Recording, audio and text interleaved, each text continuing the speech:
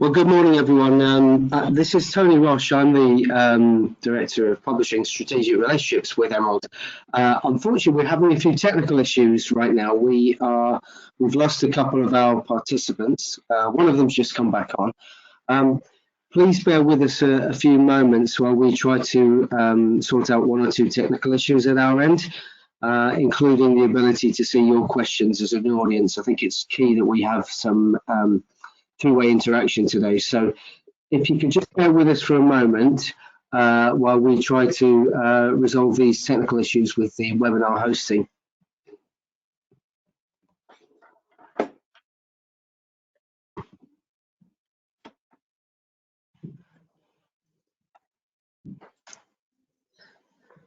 So Gemma, I think we have 75 of our audience already on the webinar. So I don't know whether you would like to perhaps kick off, and we will carry on with our team behind the scenes trying to resolve the technical issues. For the audience's benefit, the problem is that we aren't at this moment able to see any questions from you, and clearly we would like to be able to interact with you. But perhaps we can start with our presentations.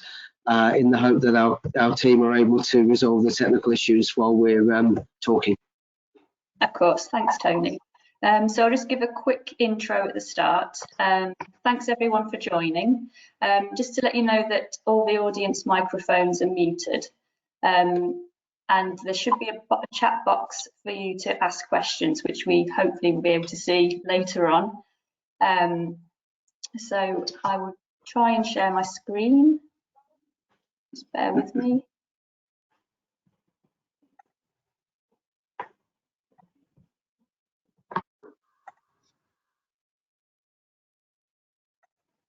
Everyone, can you see the screen? Brilliant. Okay. So thanks everyone for joining. I'm Gemma Hemming and I'm a senior publisher at Emerald.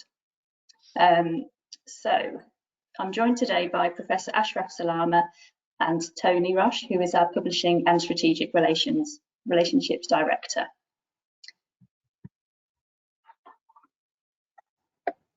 So, a quick overview of the webinar.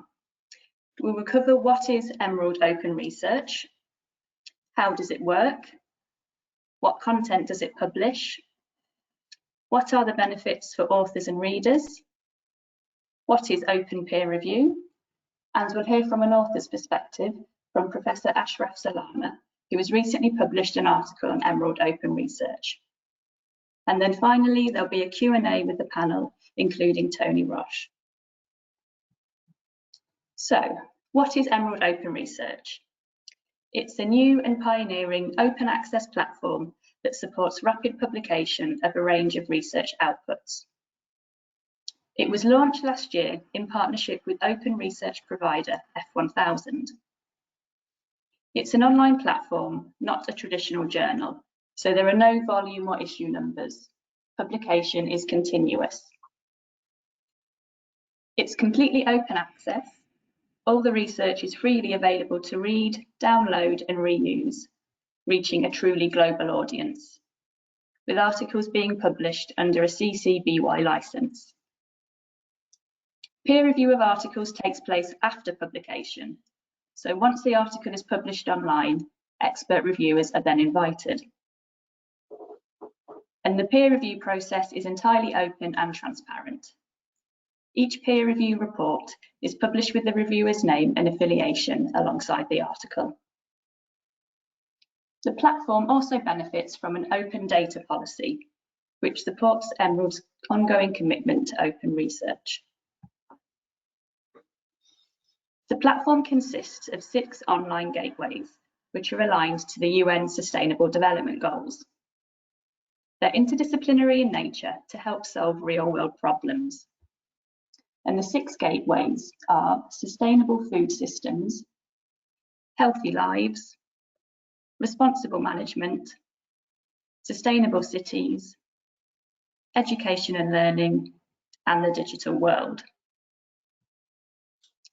The platform also consists of collections, which are compilations of content relating to a specific community, institution, academic society, or conference.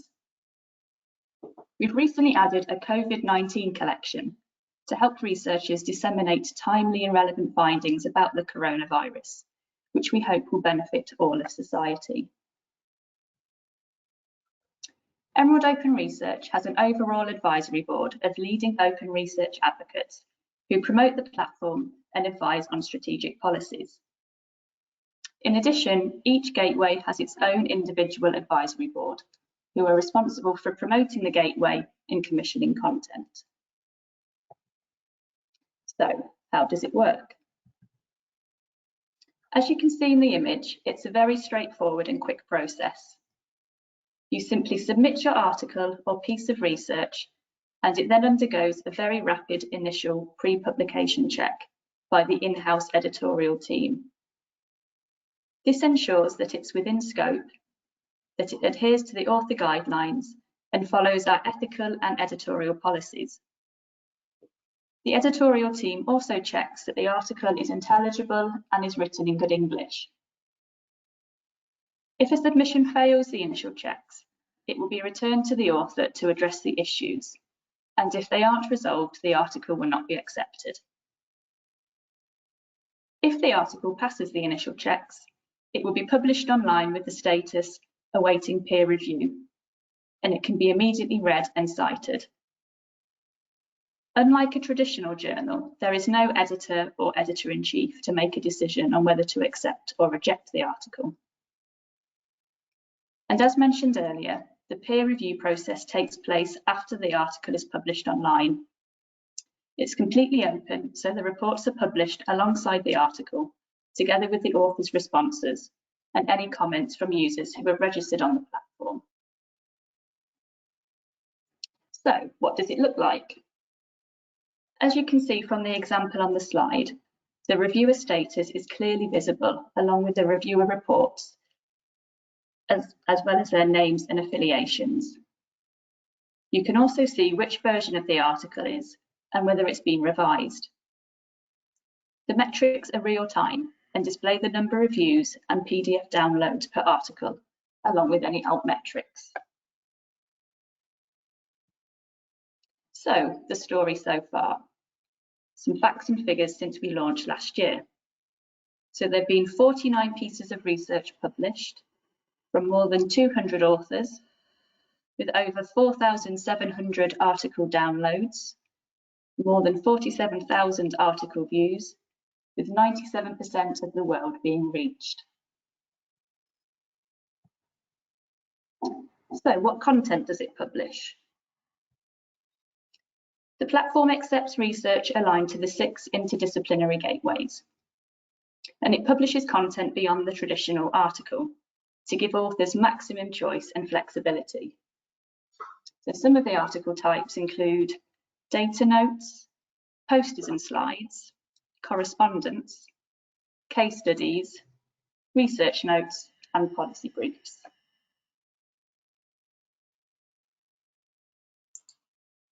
So how much does it cost?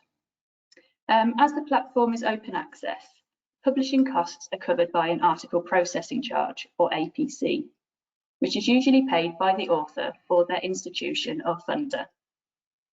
And the APCs are based on word count, ranging from $1,200 US up to $2,500 US. So what are the benefits? The platform offers rapid publication. Articles can be published within 14 days of submission, so results and findings can be shared quickly. Our open data policy plays a key part in the acceleration of open research. It helps others who are researching similar topics build on the research and advance findings in crucial areas. Data sharing allows researchers to collaborate and become more efficient through sharing resources and ideas. Open access publishing increases visibility and maximises the societal impact of the research, so it reaches a truly global audience. And the comments feature, where registered users can post comments and suggestions about an article, helps to build up a community, and allows for the exchange of ideas. And we feel that the platform is particularly beneficial for early career researchers. For example, master's and PhD projects may produce negative or null findings that are typically hard to publish. So with Emerald Open Research, we allow early career researchers to share this work and build up an adequate publication record, irrespective of the final outcome of their project.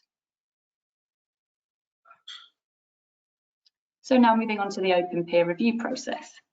We feel this is one of the most innovative features of the platform, and it's also one of the key benefits. Authors feel in control of the process, selecting the best experts to help them to improve their work. Reviews are in the public domain, meaning people are less likely to leave biased or overly short reviews. And the entire review process is transparent to the community, which allows key learnings to be taken away from reading the paper alongside the criticism and feedback. And importantly, there's recognition for the reviewers themselves. Their crucial contribution is visible and citable. Each review has its own digital object identifier, or DOI, so it can be cited in its own right. And as previously mentioned, anyone can comment on the manuscript. The community can be involved in the discussion.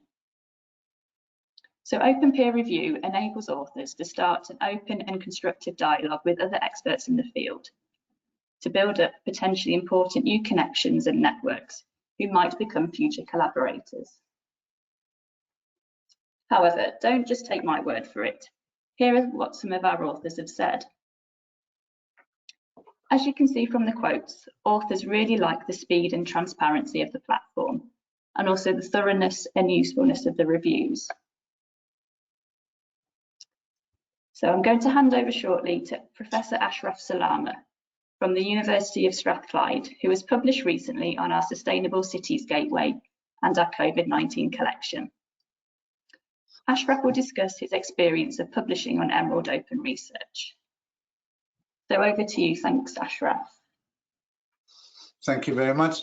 Thank you very much for having me part of the webinar. I just wanted to share my experience in terms of publishing and how the publishing process is undertaken. I recently published that article, Coronavirus Questions That Will Not Go Away, and the event itself and the crisis generated many ideas and in my mind, and I started to say, okay, why not publish these ideas? But before I get through that, I just want to let you know about the key points that I will try to address. Basically, how a decision was made regarding publishing with Emerald Open Research Platform, and the overall experience, key differences between mainstream routes and Emerald Open Research Platform, and then the peer review process, the online presence, and whether the experience is really fruitful and repeatable. So the event itself generated some ideas, and in the beginning I thought, okay, where do I publish this? Given that I'm the chief editor of one of Emerald's journals, I said I'm gonna put it for review and all this, and then I felt, no, this is gonna take too long, and now the intensity of ideas and intensity of discussions warranted that I should be publishing this quickly. So I came into contact with Gemma, and she informed me about the Emerald Open Research Platform, and encouraged me really to put the paper there. Then I started to look into the platform, and I started to look at a number of parameters for publishing, and I felt it's really an interesting platform. Knowing that coronavirus and COVID-19 itself is an important event that will stay with us, and it will remain in the collective psyche of people for generations. I felt it's really important to get the idea through. And this was coupled with the fact that I received also a notification about the COVID-19 collection as part of this platform. So I felt this is the place. This is really the place. The idea were developing and evolving maybe last 10 days of March, and then I decided to make the submission in April. So when one asked the question of, okay, why did you decide to go with this, with Emerald Open Research Platform, I would say definitely the importance of the topic. That's a general point. But when we look at the timing, the quality of the platform itself, the idea of transparency throughout the entire process, and everything is in the open, these are really encouraging points. The other point, which I feel really critical and important, is the breadth and depth of the gateways. So it's not about academic tribes where each group of professionals have their own journal or have their own platform where they publish. No, it's about themes, which I feel really very important. And the themes are interdisciplinary, transdisciplinary, whether food systems, sustainable food systems, even food systems have to do with my own discipline, which is architecture and urban planning. It's not only about food systems and nutrition and all that. It has implications and reflections in many disciplines. Every single discipline or gateway integrates a number of academic disciplines, which is really important. So in the beginning, I thought, okay, healthy lives and sustainable cities are appropriate gateways for the ideas I'm presenting in the articles, but I felt sustainable cities would be closer to me, being an architect and urban planner. So I submitted that to sustainable cities. I submitted the article to sustainable cities. So the gateways are really unique.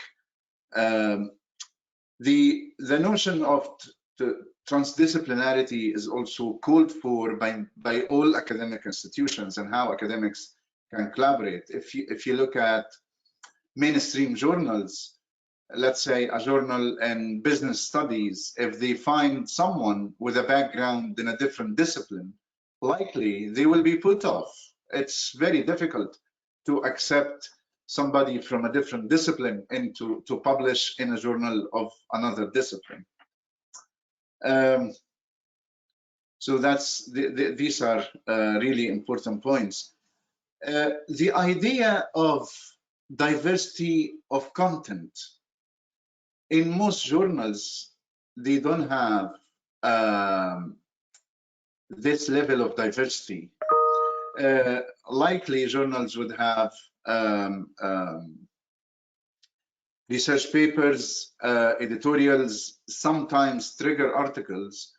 But if we look at the diversity of content and the possibilities where people can publish, from opinion articles to methodology articles, protocols, posters and slides, a lot of things. And these are really very important for academics and demonstrate the fact that dissemination of knowledge is not limited to typical academic article. And this is a very, very important point.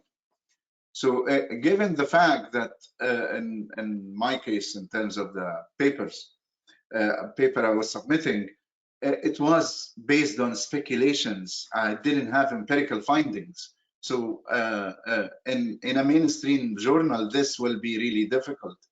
So that was an excellent platform, basically, to publish. So if we look at why one would make a decision to publish an Emerald Open Research, transparency, diversity of content, diversity of topics or gateways are all determining factors for one to go there.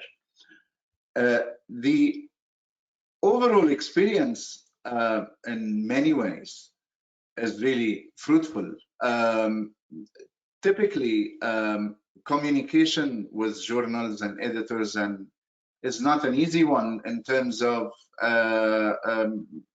clarity of messages and clarities of communication. Here in this case, it was really very fast track and very clear. Communications and emails are not too long and very focused, and you know what's coming next. These are really important aspects for authors and academics. They know what's coming next, which is really important. So if one would look at the overall experience of an author, would be, okay, communication, clarity of messages, and knowing what's coming next. Fast track checks and editing, this is very important too. And then the overall publishing experience. In trying to compare, of course, one can compare between different levels or different types of outputs in many different ways, but and even with different publishing platforms. If we try to compare the Open Research Platform, Emerald Open Research Platform, with other mainstream publishing channels, there are different types. One can look at mainstream academic journals, books and book chapters, and then science blogs. The publishing process takes significant time. And in many cases, academics and authors have ideas they want to disseminate, and they want the message to come across everyone in the academic community very quickly. And in many cases, actually, ideas are stalled because of the publishing time frames in mainstream publishing channels. So if someone has an idea or has an idea or a framework or a conception about one of the contemporary issues, it takes a lot of time. It takes, at least in academic journals, 6 to 8 months, and this is really the least time for an academic journal, 6 months. In books and book chapters, it takes at least a year. Science blogs are controlled by academic, I would call it academic tribes. So all these take significant time, and there is always, as we know, a need for rapid dissemination. So the platform is ideal for this. The interesting thing is that it doesn't compromise the quality. Actually, it's higher quality because there is a concerted effort with the copy editors and initial commissioning editors, and at the same time the authors. So the effort is concentrated over a short time span, and that's a key difference also. If we can say what are the key differences between mainstream publishing channels and open research platform, it's basically fast track publishing, fast track dissemination, and the openness of the peer review process, which I will talk about in a few seconds. These are two very important elements of the platform. The open peer review process, of course, it's an interesting process, and the idea of having everything and all the judgments about a contribution available to the public, available to the author, is really interesting and makes knowledge really not limited to a specific group. The whole idea of nominating a number of reviewers which are verified and approved by the management of the platform, this is an interesting one, and authors would have to nominate 5 people, 5 academics, and there are conditions for that, and the conditions are very simple but important also. They should not be suggesting reviewers, for example, that they collaborated with or published with. Suggest reviewers who are or who don't have the proper expertise, and of course without personal communication. And there are many other conditions which are listed in the website. The experience is really important in this, because you nominate reviewers and then the verification process. Like I personally, part of my experience, I nominated 6 reviewers and 1 declined and 2 were not approved by the management of the platform. Why? Because I thought there was someone I collaborated with in 2016, and I kept thinking it's 2016, it's 2016, and it ended up that our work was published in 2018, so that was not approved. So it ended up with 3 reviewers, and the idea of reviewers generating and putting their reviews in the open is really very important, because also it doesn't involve really favoritism or any kind of like complimentary comments or things like that. Why? Because also the reviewer is an academic and should show academic rigor and should show that they are serious about their own discipline and about their own academic knowledge. So they will have to really go through a rigorous review process. It was a very, very fruitful experience. I still have to go through version 2 and respond to the reviewers. But the entire process, I must say, took from April 2nd to April 16th. So it's less than 2 weeks. From the day I submitted the article was April 2nd, and April 16th, the article is published. There is no other publishing platform really, unless people publish in blogs, and blogs are not credible. So the idea of credibility is really important in this context. So the response now is in place as my personal experience, and it's really now I have to go through the comments one by one, respond in public, and then reflect these responses in another version of the paper. One interesting thing about online presence, when we look at most of the mainstream journals and publishing channels, an article get typically 1,000, 1,500 views in a year. Sometimes, if it's a good article and quality journal, it takes about a year to accumulate this sum of views and downloads. The online presence is really an important factor too for academic credibility and for citations and all these, as part of the esteem indicators required from academics within their universities. So here, if we look at this, 1,561 in about 5 weeks, and that's a big number. Yes, it is understood that the topic also is on demand and people are staying home and everybody is online and all that, but still in terms of visibility and online presence, it's really very attractive and important. An interesting thing also, and this is not really related to this topic, but it's really important, is that it attracted a number of experts. And I was called for an interview by another platform. It's called Common Edge in the US, where writers interview academics and try to make their work more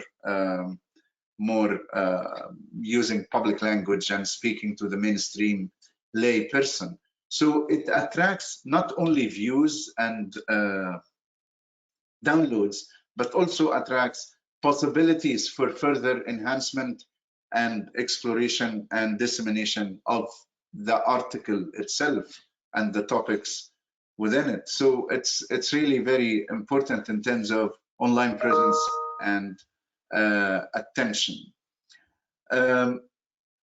The fact that the articles also can be read online and at the same time downloaded is important. You can read the entire article online, and you can read, you can download it and read it and your own pace. So that's also useful.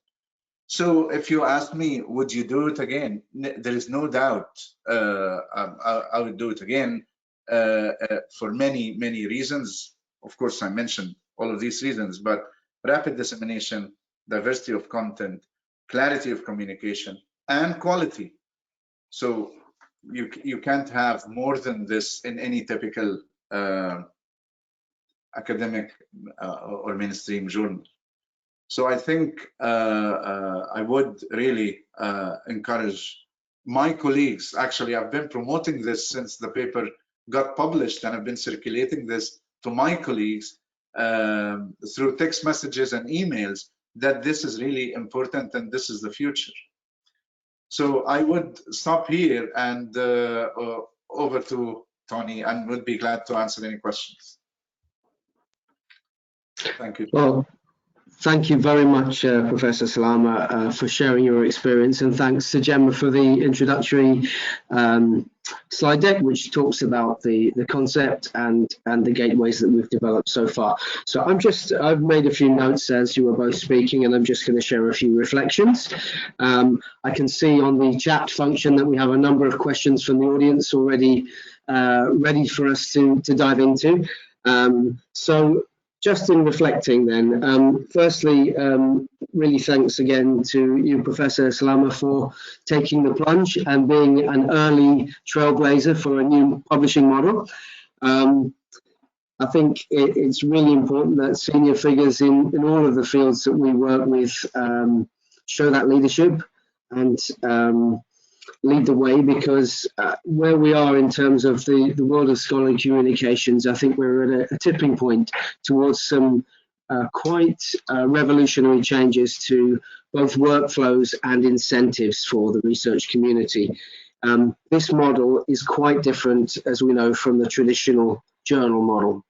Openness versus closed peer review, for example, publishing immediately and then going to the global community for feedback, for commentary, for validation, versus the conventional approach where the editorial team selects those reviewers. All of that process happens, as it were, behind closed doors. I think there are some big challenges, but big opportunities for the whole culture of research here around embracing more open behaviors, not least rapid publication. So as the professor shared, and the experience from nearly 50 authors on our platform, is that they publish online within days, not weeks or months or many months, but literally within days. That gives the research the opportunity to get out into the wild, into the world, and be scrutinized and be commented on and be validated in a way that speeds up, we hope, the progress of science. Again, dissemination is global. So once the research and the data sets that sit with the research are published and available, they're available to anybody around the world with a Creative Commons license, allowing appropriate levels of reuse. So again, that's designed to support openness, transparency, and reproducibility. The third point, which both colleagues have spoken to, is around the focus areas of the Open Research Gateways, and they are specifically designed to face into global societal challenges, so aligned to the UN Sustainable Development Goals. And as the professor has described himself, these global challenges aren't defined by traditional research disciplines. They're problems that all of society faces, and they need to be tackled working inter and transdisciplinary. We need to support the academic community in evolving its approach, in collaborating more effectively, because these problems cannot be defined and answered by a typical disciplinary vertical approach. The other area which I think we will get into around the Q&A, it relates to things like academic incentives. And I think it's worth saying at this point that we acknowledge this is a new model, or a relatively new approach in open research publishing. The ecosystem at large is not attuned at this point. So the incentives that many of you as an audience need to align with are things like publication in journals with impact factors. We completely understand that. But there are also movements towards recognizing and evaluating research in much more progressive ways. So that makes me think of things like DORA, the Declaration on Research Assessment, which was made, believe it or not, 7 or 8 years ago in San Francisco. And that calls for a researcher's work to be evaluated on the whole body of work, to look at all of their forms of engagement with community, not just using an academic journal as a proxy for the quality of the individual's work. But we realise that Emerald can't change that on its own. We need to work in partnership with our communities, funders, with the policymakers, with the universities, with the academies, senior academics, and the early career researchers who write these ideas but are also bound into the ecosystem that requires them to publish in journals. So there were a few reflections based upon what I heard from Gemma and Ashraf, Professor Salama. I think the plan now is to go into a broader Q&A session. As I said at the outset of this webinar, unfortunately, our colleagues who are running the technical side of the webinar are unable to join because of some issues with the technology itself. So we're going to do our best here to look at the questions on the chat. I have a couple of questions which I'll take if I can kick off the session myself, and then perhaps I will direct other questions to Professor Salama and to Gemma as we go through, and then we'll finish off with some concluding comments. Okay. So the first question that I see is quite a broad question. Why did Emerald decide to launch this platform? And how does it align to Emerald's wider positioning on open access? So actually, that's two questions. The first part of the question, why did we launch Emerald Open Research? Well, our vision is to enable our communities to have information, the tools, and the services they need to make better decisions, which translates to impact in the real world. That's really Emerald's high-level vision for our role and the support we play to our communities. So for us, open access and open research are supporting the pillars towards our wider vision.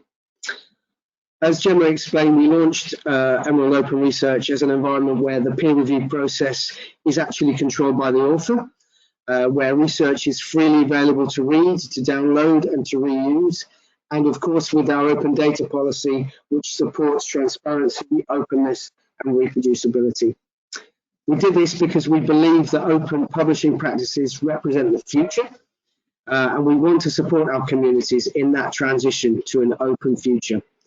The focus, of course, of the gateways is on the societal missions, and this reflects that vision to publish research that really contributes to societal change. So how does the platform support our wider open access positioning? Well, I hope this webinar has already demonstrated that we're really committed to open, and we have a range of options for our authors to publish open access. Emerald Open Research is one of them, but any author can publish open access in any of our journals, any of our books, and we have what is described as an open access zero embargo policy, which allows authors to take their accepted manuscript after peer review in our traditional journals and to post that immediately to their institutional repository. So for authors that don't have funding to pay for an article processing charge, there is a route to open access for them as part of our approach.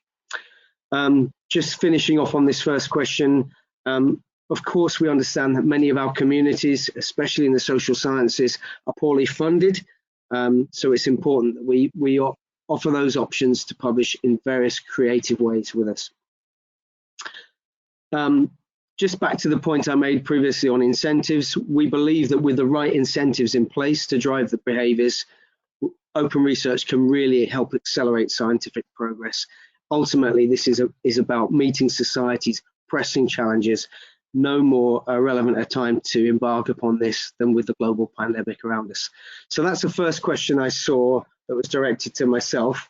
Gemma, do you have a question to talk to now? Yes, there was another question about why we decided to launch these specific gateways and will other gateways be launched in the future. So as Tony's already touched upon, we initially launched the 6 gateways because they're aligned to the UN Sustainable Development Goals, and they're interdisciplinary in nature, which supports our overall mission of publishing real-world impact, so research that makes a difference to society. And we already publish extensively in these 6 subject areas, and we wanted to give our community a different route to publication, so beyond the traditional book or journal.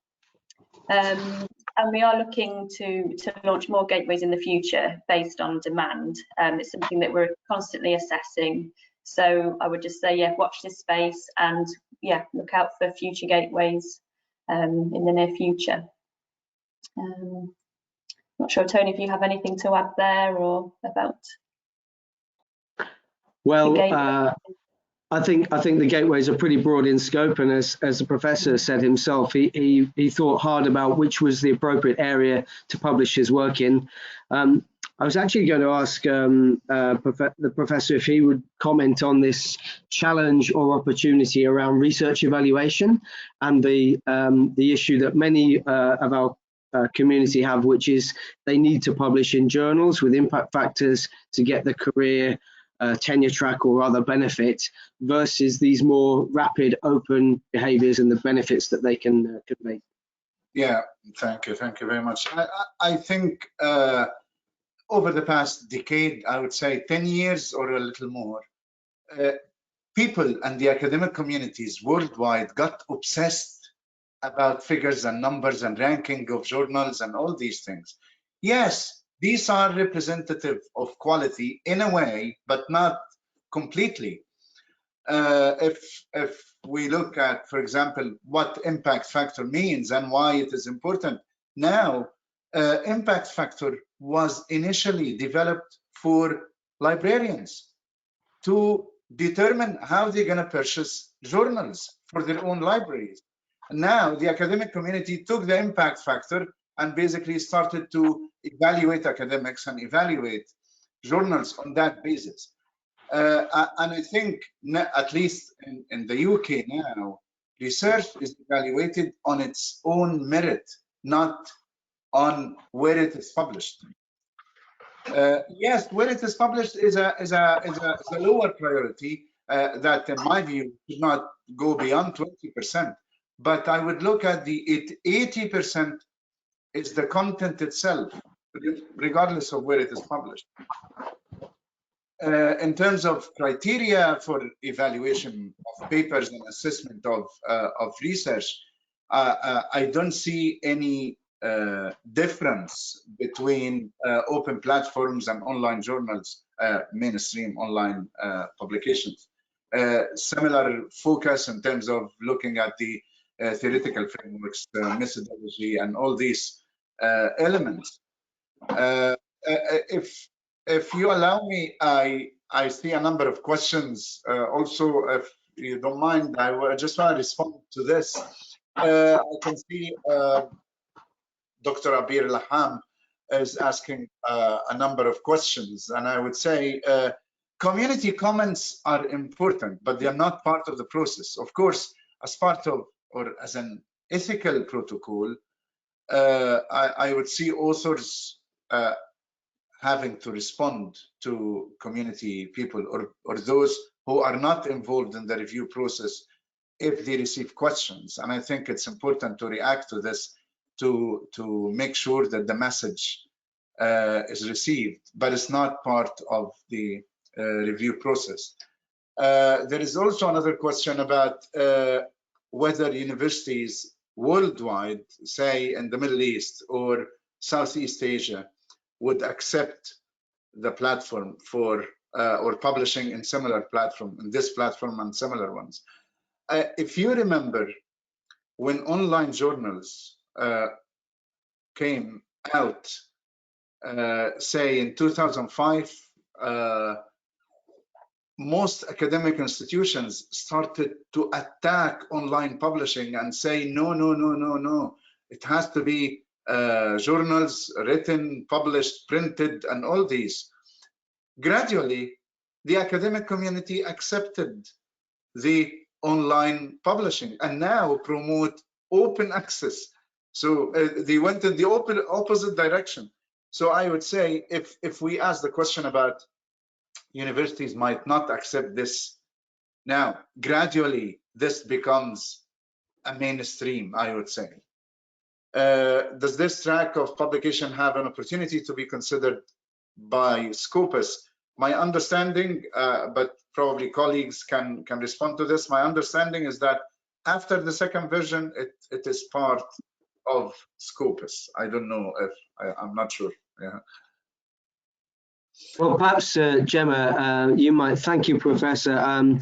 Perhaps Gemma might expand maybe on more of the logistical aspects of the platform. So when the platform would be potentially in Scopus, how I think there are some questions around the sort of screening process for articles before they go to the platform, and then at what point peer review happens. I think there's a question around peer review and names going up there, and then there's the commentary aspect to this, which happens as well beyond peer review. Perhaps you could just talk a little bit more around that process for the audience so they understand. And then I think I might answer one or two questions around things like the fact that F1000, the platform, is now acquired by a competitor. Okay, yeah, thank you. So yeah, as Ashraf mentioned, articles will be considered for Scopus indexing once they've been peer reviewed and have the 2 peer review ticks. So that takes place after they've been validated. So Ashraf's article will be included in Scopus shortly. The peer review process, yeah, that's done, as we've said, after the article appears online. But there are some pre-publication checks that are carried out by the in-house editorial team, and they check for things like, does the article meet the aims and scope? Is it written in good English? So if they do fail those pre-publication checks, the article would be returned to the author, and the author would be asked to address those concerns. And if the author isn't able to address those concerns, then the article wouldn't be accepted.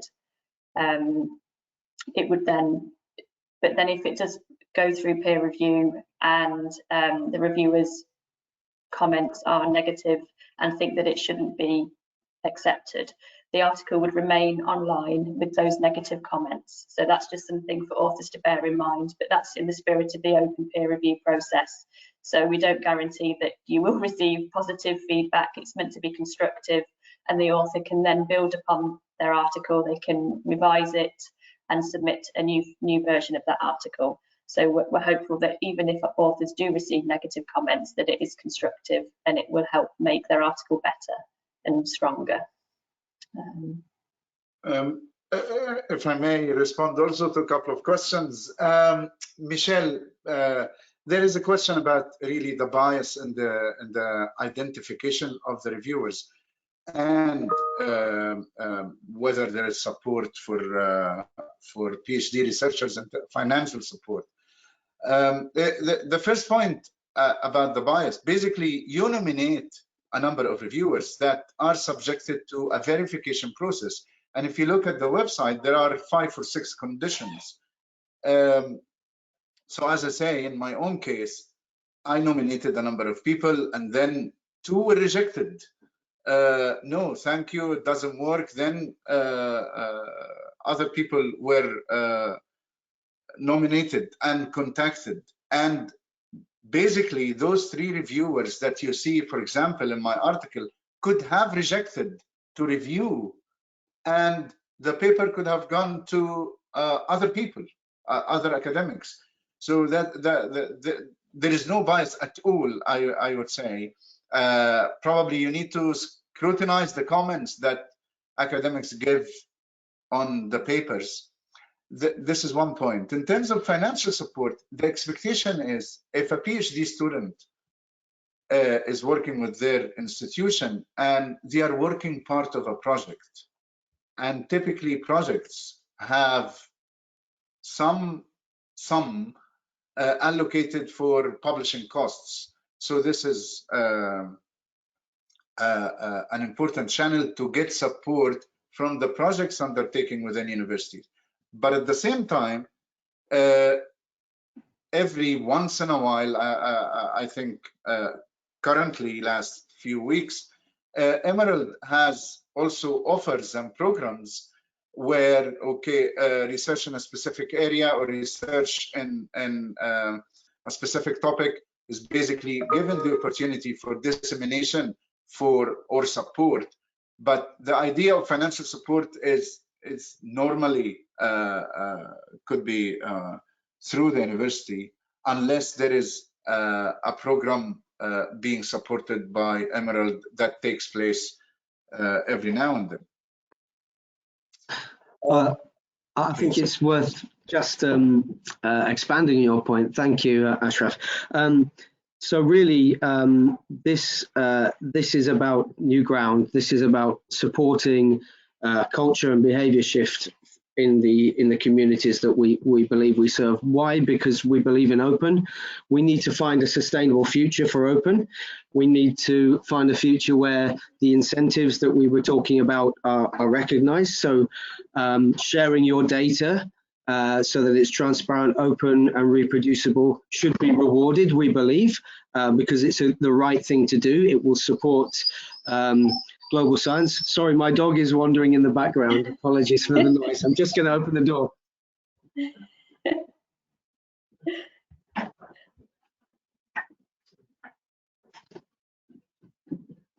I'm so sorry. Apologies to the audience. The dog was trying to get out of the door. So we're doing this because it's the right thing to do. This is an investment. This is not something that Emerald is making lots of money on. It's an investment with a service provider who are F1000 who deliver the platform. Typically, grant-funded research has the facility for dissemination, so those grant funds should have some budget available to them for publishing, whether that's in an academic journal or an open research platform. That's one venue. As time passes, we see libraries paying less for subscriptions to journals and putting those funds into publications. So I think there's a wider move for APCs to be supported through the institutional library as well. But I think it's really important that all of the audience understand there's an opportunity here to work with us, to be trailblazers, and to use things like the APC fund that we announced a few weeks ago, which basically waives all of the APCs. The other piece of this for those in, so we say, emerging economies is that we do have discounts on the waivers depending upon the country that the author comes from as well. So we're trying to find as many ways to support the process and to encourage our communities to try this new method of publishing, and we want to support them to maximize their reach and their dissemination through the open access model.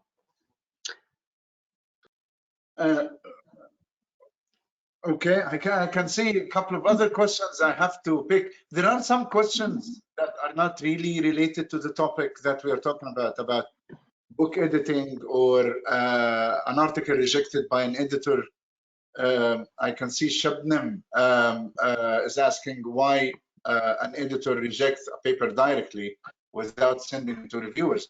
I'm assuming that you mean in mainstream journals, because here the platform is not run by an editor of a gateway. No, that doesn't exist, unlike mainstream journals.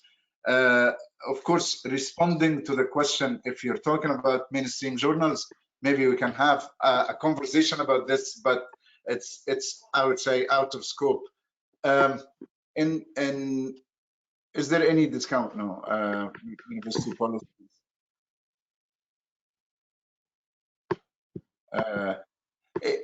Of course, I can see some questions are really technical questions in the sense that identifying research gaps or research methodologies in the humanities. These are important questions, I would say, like all the questions of colleagues and attendees are really important questions. Some are directly related and some are too technical to answer in this platform. So I would put them aside for now because of time, but would be happy to answer at a later stage. Yeah, we can follow up with all the questions that haven't been answered after the session. We can send responses to the attendees by email along with the slides as well. Just looking at the time now, I think we might need to wrap up. Tony, I don't know whether you wanted to say a few concluding comments or... I can, but the very first question, I feel I should answer the very first question very quickly, which was from Tamar Ganor, which is, what now that F1000 is purchased by Taylor and Francis? When we began the partnership, F1000 was an independent open entity. Yes, it's now acquired by a global publishing house. It does operate as a separate unit. You can understand, I'm sure, that Emerald was naturally concerned when that acquisition was initially made, but we have all the reassurances around how F1000 will operate. And so all of our customers, all of our authors should feel very comfortable that the processes are unaffected, that this doesn't mean that TNF has oversight of the Emerald Open Research in any respect. Indeed, we work very closely with the F1000 team, and we've had all of the right assurances about how this platform operates. So please don't worry in any way that TNF are somehow the power behind the throne doing anything with your content. So Gemma, yes, just some concluding comments from me. Well, firstly, apologies that my dog ran up to the table a few moments ago. These things happen. I think I've seen more of these things on social media, so maybe I'm one of those now, one of those memes. I really appreciate the professor spending time with us this morning, sharing his experience, because that's the key here. It's about the behavior, the experience, and hopefully the real genuine advantages of publishing in this way versus traditional journals. I appreciate Gemma's time in explaining the platform overview. Please talk to us, please engage with us. I think this is the first in a series of webinars that Emerald will run. So for any of the audience who didn't get their question answered, we'll endeavour to talk to you offline. And I look forward to speaking to you all again in the future. And I'll hand back to my colleagues for their closing comments. Thanks, Tony. And thanks again, Ashraf, for your time and talking to everyone about your experience.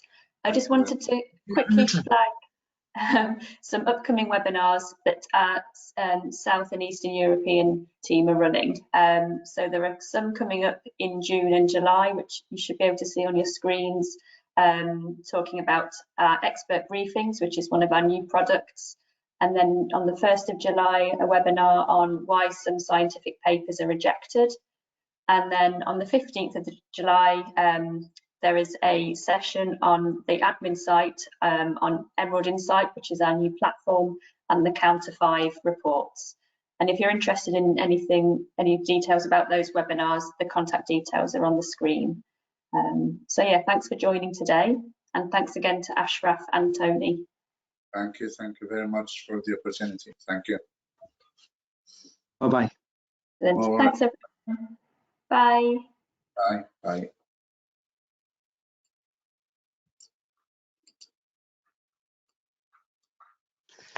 Lovely to meet you, Professor.